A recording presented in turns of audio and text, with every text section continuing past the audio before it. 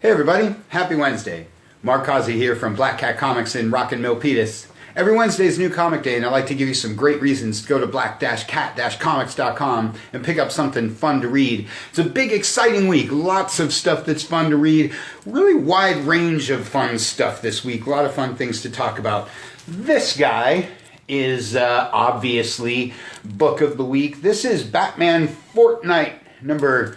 what is they call them, a 0.1. This is already sold out and going for big bucks everywhere. We've got a few copies, so get in there fast. We're doing one per person. Like I say, this is some huge thing because, of course, it says Fortnite on it. Most of you already know all about this. If you don't know all about it, frankly, you probably don't care. But it's got Batman on it, so everybody likes everything with Batman, like this guy, or like Batman versus Ra's al Ghul. Super cool stuff. All-time great. Neil Adams there doing some Batman. Everybody loves some Neil Adams Batman. This is the last issue. The book's been rolling for quite a while. Been running a little late, but this is the last one. Wraps it all up. Don't wait for the trade paperback. Grab the previous 5 issues and grab this one and see how it all wraps up. If you don't love Ra's al Ghul comics, you're just not a Batman fan. Catwoman. One of my favorite Bat characters. Got a couple of my favorite Bat characters to talk about. This is one of them. This has been a really solid book from the very beginning. So if you're a Bat fan, you need to be reading Catwoman. If you're not a Bat fan, you need to be reading Catwoman anyway. Like I say, great stories and great art, like I always like to talk about. That one and Nightwing number 79. My other favorite Bat character. Another book that's been really, really great. If you haven't been following Nightwing, pick up the previous issue, number 78, or just jump into this week's 79. A lot of moving and shaking, a lot of big things going on in this book, but it's also a little bit of back to basics, a little bit of what makes Dick Grayson a great character and why everybody always has loved Nightwing. Book's really fun. One of my favorite books right now. Flash is one of your favorite books right now. That's DC's big TV star and soon-to-be big movie star. Everybody loving The Flash. That one's already on your list and doesn't need a whole lot of help from me. Justice League, the second issue of the Brian Michael Bendis run. I'm always encouraging folks to read Justice League. Justice League and Avengers are kind of two books that should be on every superhero fan's list. Justice League is always the biggest heroes and the biggest villains, and now it's written by one of the biggest writers in comics. You just can't go wrong with Justice League. Great stuff. Superman, Red and Blue, number 2. It's my book of the week. You can read more about this one in our newsletter. I'm just loving this title to death. First and foremost, it's about the cool art style. Everything is black, white, red, and blue, just like it says in the title. Different stories, different creators, different Supermen, but a whole lot of fun. Great book. Pick up the first issue, grab this second issue. It really is one of those things that just makes comics fun to read. Truth and Justice, number 3. Truth and Justice is a new series of one-shots. This one features our favorite guy, John Constantine, the Hellblazer. The first couple issues might have got by, folks. It's not something that you may want to pick up every single issue of, unless you like one-shots like I do. But be on the lookout for these, and when you see your favorite hero on the cover, maybe that hero is John Constantine, then pick up that issue.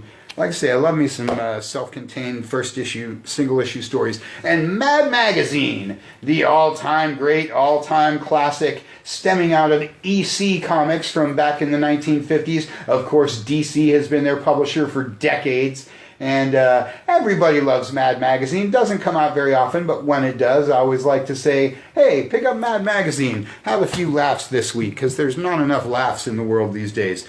Great week for the Marvel guys. Should mention here, had a few damages in our Marvel books this week, so you Amazing Spider-Man fans, you Avengers fans like me, wah-wah, gonna have to wait another week on those titles. But lots of other Marvel action to talk about, like Alien number 2.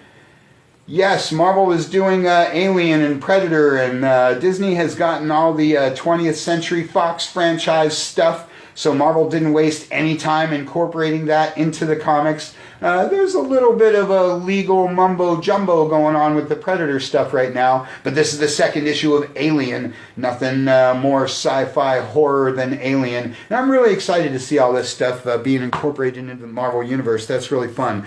Note to Marvel, what's up with Planet of the Apes? Let's get some Planet of the Apes going. Anyway, on to X-Men stuff. Way of X, number 1. with Nightcrawler there on the cover. Good old Kurt's one of a lot of people's favorite X-Men. It's one of my favorite X-Men. X-Force is your other X book of the week. Been encouraging you guys to find an X title like X-Men or X-Force or New Mutants or one of the many awesome X titles that are out there. Different artists, different writers, different art styles, different teams, but all a little bit of sci-fi superhero epicness like the X-Men has always been. A lot of those books are as good as they've ever been. Captain Marvel, speaking of a book that's as good as it's ever been, one of Marvel's best sellers. If you're not reading Captain Marvel, you're missing out on not just a great title, but some top comics talent. Great stories, great art. More like Nightwing, a lot of moving and shaking in this book. A lot of co-stars and cameos coming through. This book sells out every single time it comes out, goes to reprint. That's how much people love reading Captain Marvel. So like I say, if that's not on your list, it should be. Mighty Valkyries is the return of Jane Foster the Valkyrie, which is awesome. I love anything Thor related. Women of Marvel, #1. It's a cool little, again, another cool anthology one-shot. This is the B cover, the Peach Momoko cover, because I show you anything that has the Scarlet Witch on it. Again, love these one-shots, love these kind of self-contained anthology stories, little short stories by some of the top talent in comics, about some of the top characters in comics. Great stuff. Champions. Again, some of the cooler characters of comics. And The Eternals, #4. Gets you ready for the up-and-coming movie, the next big MCU thing. If you don't know much about The Eternals from the brilliant mind of Jack the King Kirby, then pick up the first 3 issues, grab this week's #4, and you'll be on your way to knowing a little something about what's coming for the new movie. Not a lot of stuff from the indie guys this week, but great, great books. I don't really know how to say that word, so I'm just going to show that to you and let you figure it out. But this is the latest Mike Mignola book. You know I pitch anything from Mike Mignola. It's not Hellboy related, but it is cool horror genre fusion like Mignola loves to do. That's definitely your Dark Horse book of the week. Monstrous is your Image book of the week. Again, if you're an Image fan, this one's already on your list and doesn't need a whole lot of help from me. But if you don't read Monstrous, if you don't have this on your list, again, you're missing one of the best books in comics. Grab the first issue reprint and you will just be blown away by the incredible caliber of art and the awesome story. If you ask me, go ahead and commit. Pick up all those trade paperbacks and catch up to the recent issue. There's a reason this book has won 100 Eisner Awards. Really, really is one of the best books in comics. Red Sonia is my Dynamite book of the week because I love me some barbarian action. Usagi Yojimbo is your IDW book of the week. I love me some Usagi Yojimbo, like a lot of the books I've been talking about today. If you don't know much about Usagi, you got a lot of homework to do.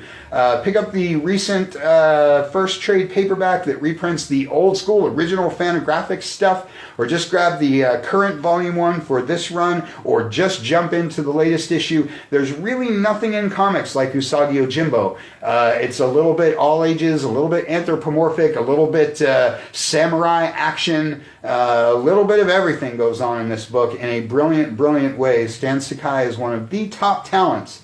Check out some Usagi Yojimbo. It's awesome. Firefly, brand new verse, is your Boom Studios book of the week. You know I love me some anything Whedon verse. And this brand new verse thing is really cool because it's the Firefly universe, but all new characters aboard the ship. So if you're a Firefly or Serenity fan like me, you're going to want to check that out. Blade Runner Origins is my Titan book of the week because I love me anything sci-fi and I love all the cool stuff they're doing in the Blade Runner universe. And The Girls of Dimension 13 is my Aftershock book of the week. Been talking up a lot of Aftershock, a lot of AWA. Always encouraging you guys to try something outside of the big two. And a first issue is always a great opportunity to check out a new title from a publisher you aren't following. Aftershock does all kinds of cool things, and they're getting bigger and bigger all the time. So like Dark Horse, like a lot of the non-Big Two publishers, I'm always saying everybody should have an Aftershock book on their list. Last but not least, ScoobyDoo, Where Are You? Doesn't get any more classic or any more all ages than a good issue of Scooby-Doo. There was Batman and Scooby-Doo last week, and now this week is just the classic Scooby-Doo, Where Are You? What issue is this? 109 issues of good old Scooby-Doo. So dive into that and solve some mysteries. Here's somebody calling me for Scooby-Doo right now. Good stuff there. Lots of great books this week, so make sure you check those things out. In a little bit of Black Cat news, I want to encourage you guys to get ready for the big reopening. Going to be back open by appointment only in the middle of May, maybe Wednesday, May 12th. So keep up with the newsletter, keep up with the website, so you can book those in-store appointments, because I know you're all itching to come back in the store and hang out. And I want to mention Cosby's Classics, a week from Friday. Going to do another episode. Last Friday of the month is always time for Cosby's Classics, 6 p.m. Facebook, YouTube, got some great books. So again, check the newsletter, keep up with the website for all the info on that. That's all we got for you for this week. Thanks for watching. We'll see you next time.